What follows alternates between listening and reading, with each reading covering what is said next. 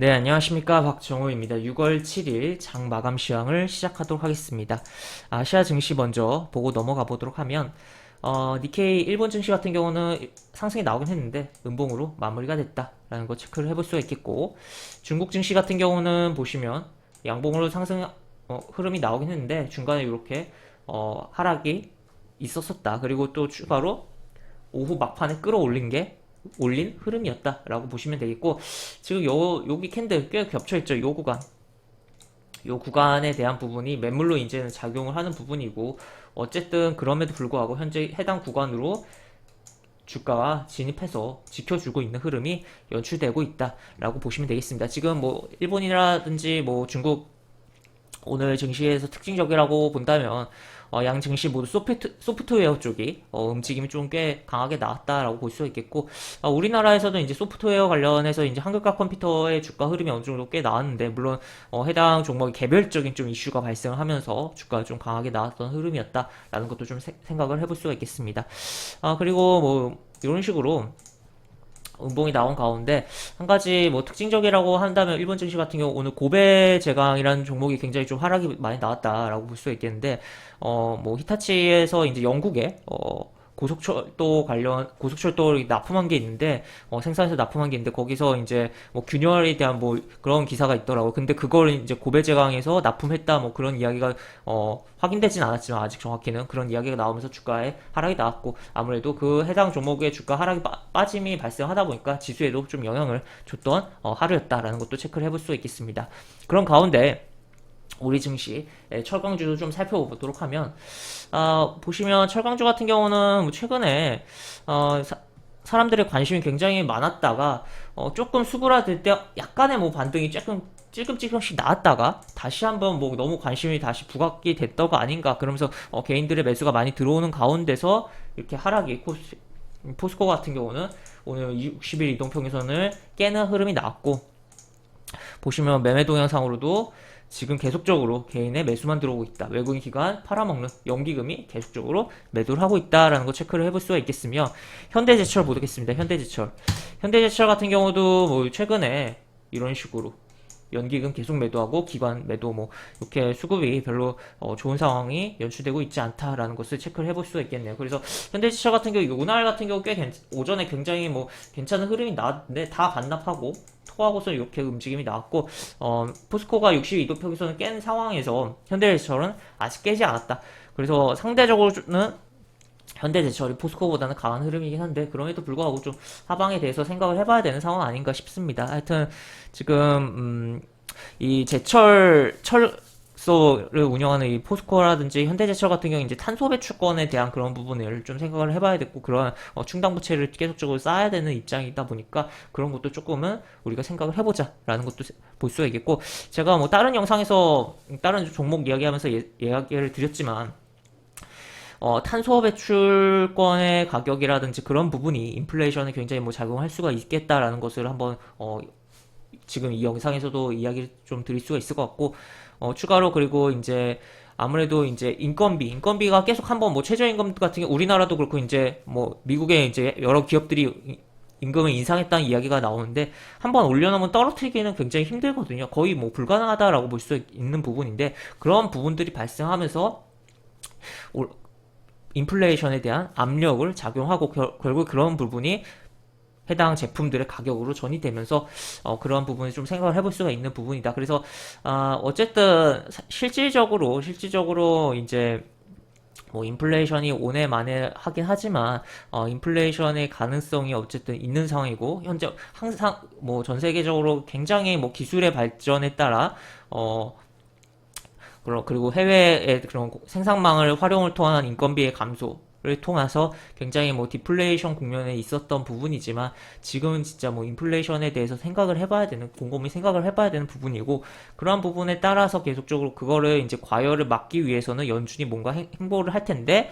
이제 그게 결국에 고용에 대해서 생각을 해볼 수가 있겠다. 그래서 고용 관련해서 미국의 고용과 관련해서 뭐 오전에 영상 찍어 놓은 것도 있으니까 그것도 한번 좀 참고해 보시면 좋을 것 같다라는 이야기를 드릴 수가 있겠고, 장마감 시황인데 조금 너무 센 것 같은데, 일단 보시면 이제 우리 증시로 다시 넘어가서 보면 매매 동향은 이런 식으로 좀 진행됐다라고 볼 수가 있겠습니다. 기관이 2시 오후 2시경에 이제 순매수로 좀 전환을 하면서 매수가 꽤 들어왔었고 이제 금융투자가 계속 왔다 갔다 했어요. 오늘 좀 왔다 갔다 하고 어쨌든 뭐 결과적으로는 플러스로 장을 마감했다라고 보시면 되겠고 외국인도 약간 외국인도 왔다 갔다 했는데 이게 매도 그냥 순매수 뭐 전환을 하면서 왔다 갔다 했다기보단 기관처럼 그러진 않고 약간 이제 매도 규모가 늘었다 줄었다 왔다 그러면서 그런 가운데 약간 2천억 정도를 계속 유지하다가 막판에 좀 줄어들면서 마무리가 되었다. 그리고 개인 같은 경우는 이제 막판에 동시효과에 한 100억 이상의 거의 200억? 200억 정도를 투하하면서 170억 가량 정도를 투하하면서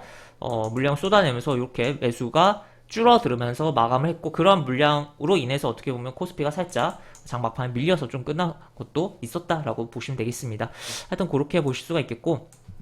지금 보시면 코스피 같은 경우 보시면 1월달에 여기 그 다음에 여기 요 종가가 이제 2493인데 오늘 종가가 더 높습니다. 그러니까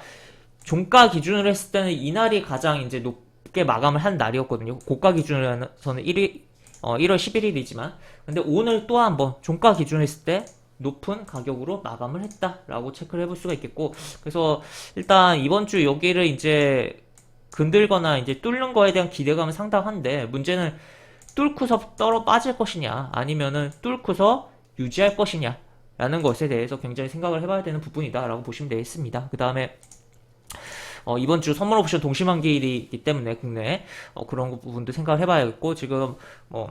미국의 앨런 재무장관의 그런 발언에 대해서도 일정이 좀 있는데 그런 것에 대해서도 생각을 해봐야겠으며 그리고 CPI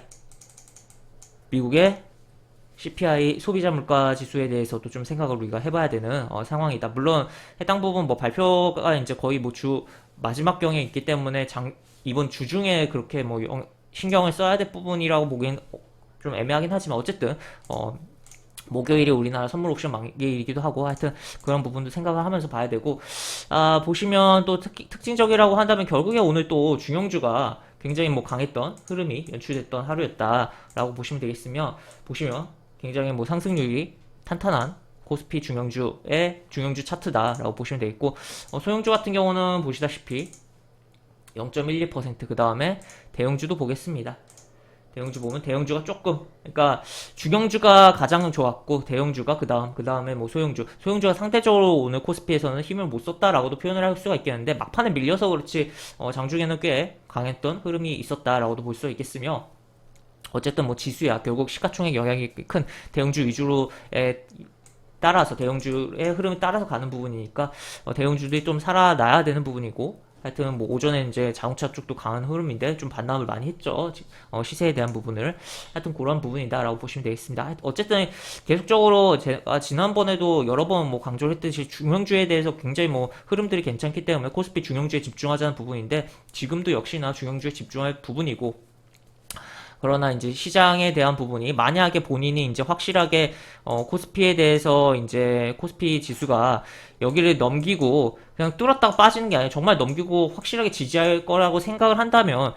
중형주보다도 대형주에 대해서도 생각을 좀 더 많이 하고 집중을 해야 될 필요성도 있다라는 물론 이게 올랐다 빠져버리고 경우에는 오히려 이제 좀 더 잘못 접근하면 피해를 볼 수가 있는 부분도 있지만 고점에 물려서 하여튼 그러한 거 하여튼 복합적으로 좀 생각을 해봐야 되는 국면이다라고 보시면 되겠고 코스닥은 뭐 결국 똑같은 얘기 또 할 것 같은데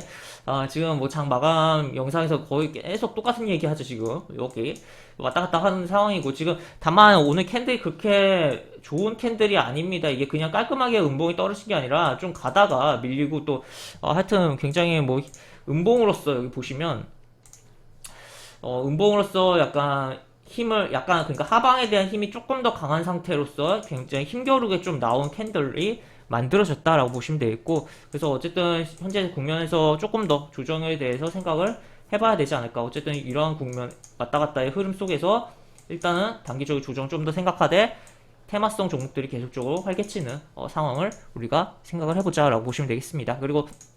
특징적으로 또 보면 특징적으로 우리 증시에서 오늘 어떠한 부분이 움직였냐라고 하면 최근에 뭐 원전 관련된 분야가 종목들이 움직임이 강했던 부분인데 오늘도 그런 흐름들이 연장된 부분이 있었다라고 볼 수가 있겠고 그 외를 좀 살펴보자면 유통 쪽의 움직임이 좀 있었고 그리고 추가로 이제 그다음에 뭐 특징적인 종목이라고 하면 한국가스공사의 흐름이 좀 굉장히 뭐 강했다라고도 생각을 해볼 수가 있겠으며 코스닥 같은 경우는 이제 뭐 건설 쪽 결국에 얘도 이제 어떻게 보면은 건설 쪽 같은 경우도 대부분 이제 원전 관련으로서 엮이는 들어가는 부분도 있기 때문에 하여튼 그런 거 생각을 해볼 수가 있겠고 하여튼 그러한 흐름이 있었다. 그리고 뭐 코스닥에서 이제 아까도 이야기드렸지만 한글 컴퓨터의 흐름이 강했던 가운데 그 외에 뭐 소프트웨어 관련된 종목들도 물론 하락 종목들도 상당히 많습니다만 일본과 중국처럼 우리나라도 뭐 그런 대로 빨간불 들어온 종목들이 상당했다라는 것도 체크를 해볼 수가 있겠습니다. 해서 이렇게 볼 수가 있겠고 하여튼 뭐 시장이 어쨌든 계속적으로 뭐 기관 이 금투의 물량이 계속적으로 쌓여가 나가고 이제 얘네가 과연 언제 강하게 매도를 할지에 대해서 신경을 좀 써야 되는 부분도 있겠고 그리고 외국인의 행보에 있어서는 환율을 신경을 써야 되는 부분도 있겠고 당연히 뭐 미국에 대한 부분 생각을 해봐야 되는 부분도 있겠고 여러 가지 뭐 복합적인 부분인데 일단 당장은 어쨌든 단기적인 그런 역사적 고점 부근에서의 움직임 계속되고 있는 상황이고 종가 기준으로 했을 때는 오늘이 또 가장 높은 가격이기 때문에 분명 그 심리적으로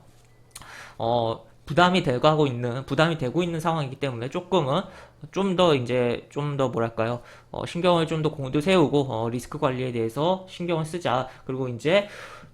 1월 달에 고점 뚫어놓고서 지지하면서 움직일지 아니면